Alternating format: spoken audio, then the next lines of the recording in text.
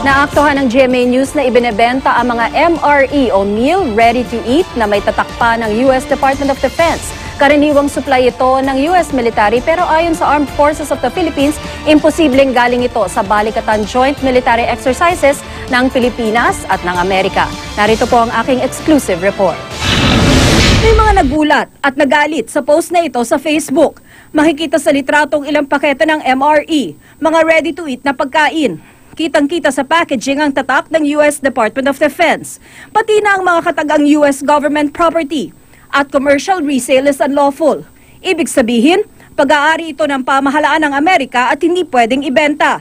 Pero nabili ito ni Grace Alvarez sa isang pwesto sa isang mall sa Makati. I asked, sabi, saan ito galing? And then sabi, so naiwan po ng mga Amerikano, pinagbili daw ng isang general. It was not expressly said na galing sa Yolanda or relief goods siya. Nahanap ko ang tindahang pinuntahan ni Grace at nakabili rin ako ng MRE.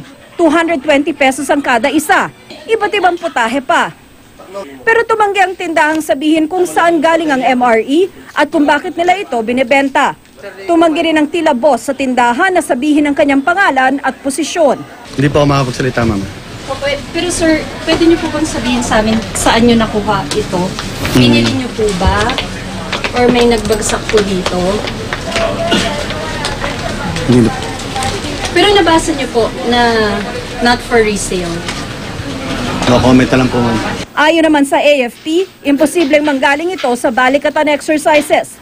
Bawal daw kasing mag-iwan o magbigay ng gamit o supply ang US troops sa kanilang mga Pinoy counterparts. It's wrong to say na ito ay galing sa balikatan exercises at iniwan nila at binigay sa atin. The right people to probably look into this would be probably the Department of Trade and Industry or the US government. Sinisikap namin kunan ng pahayag ang US Embassy ukol dito.